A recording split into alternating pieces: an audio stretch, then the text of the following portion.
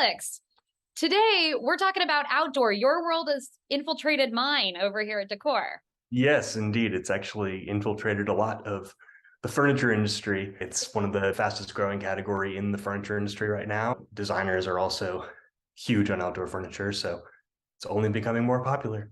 And why is that? I think COVID really showed that people want to spend time outside, and that really made it clear to them that their time outside is something that they value. And even after COVID now, they have realized we still want to use our outdoor space, especially a lot of people working from home.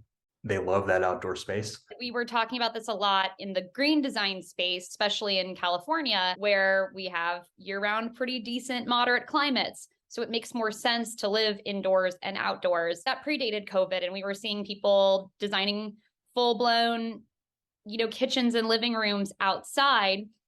But I Yeah. think because of COVID, you're seeing that in other climates now where people are like, I don't care what the weather is. We're going outside no Yeah. matter what. It's definitely become more of a year-round category. It used to be very seasonal with that trend that you spoke of bringing the indoors out and connecting the indoor and outdoor areas. People are finding that, even in, February, they might need something, or December. We talk about indoor outdoor, but something new that's emerged, especially from European brands, is indoor to outdoor. These companies who have the license for frames from the 70s that are traditionally indoor only companies that only have indoor furniture. All of a sudden they're bringing them outside and they're recreating these traditional frames to withstand weather.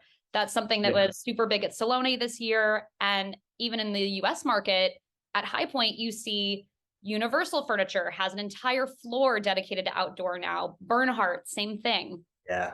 Yeah. I think Bernhardt's a great example. You walk into the Bernhardt showroom, and if it didn't say Bernhardt Exteriors up on the top, you would have no idea what was indoor and outdoor furniture. It looks so similar. And that is because they brought some of their indoor designs outside, which is a pretty major advantage, I think, for manufacturers to be able to take a classic design and bring it outside. Knoll partnered with Sombrella a couple of years ago to put out, their famous woven chair, and they did it with Sombrella fabric, and now it's an outdoor piece.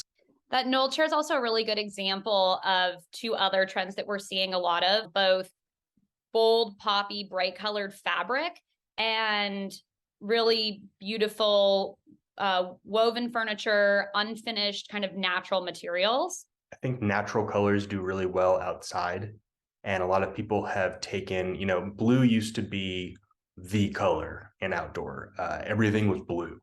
And green has come in, even, pops of yellow and pink and red have come in. And actually, speaking of the 70s, they actually are bringing back vintage looks from the 70s, which is cool, to kind of tie in that vintage angle, and millennials love that.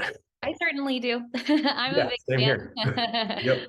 Another thing we're seeing a lot of in making the outdoors more elevated is making them more glamorous. A lot of designers I know are talking about how we've had this pared back boho theme going on for a really, really long time. And now we're moving into something much more opulent, much more glamorous. And that's really infiltrated the outdoors as well. I think Lloyd Flanders is a really interesting example of that with some of their new frames. Yeah, I think particularly the kind of gold sparkle frame that they have been really, pushing that, because it has been so popular with them, and it's just such a bold piece. Like Janice SC is a pretty good example as well.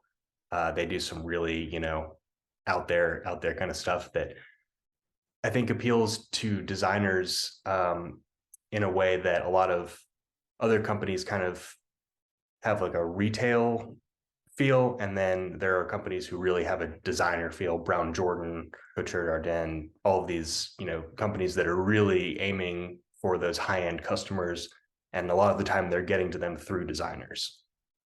Also, a lot of modular, funky, modern pieces, modular systems in the US that's really being packaged as a customization. It's for family living. Here's where you sit with your family. And then if you're entertaining, you can turn it into a different space.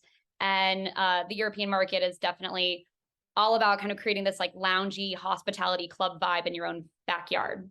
Yeah, it's been interesting to see the European influence that, or the influence that European style furniture has had on the American market. I feel like in a lot of cases, Europe is ahead of the trends here. So a lot of the stuff that was popular there is now popular here now, and they're, already moving on to the next big thing. But it's also interesting to see that look brought over and made into something new while still familiar. It's a pretty, unique thing for a manufacturer to be able to do.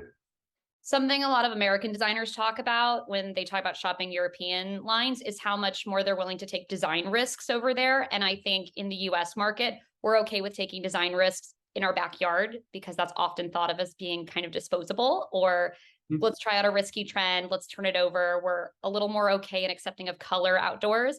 So that's where you're seeing a lot of those European frames enter the US outdoor market. Yeah, and it's actually interesting you say that. So I've been in the outdoor industry for probably 7, almost 8 years now.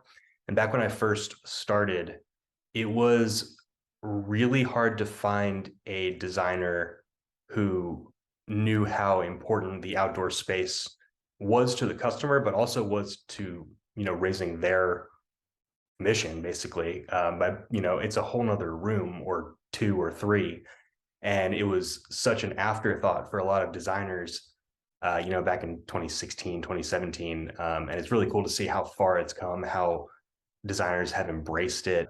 It's a tough category because there are so many materials to learn about, and you have to then explain that to your client if you're a designer, which it's easy sometimes to understand it, but it can also be hard to relay it in a way that they're going to understand it.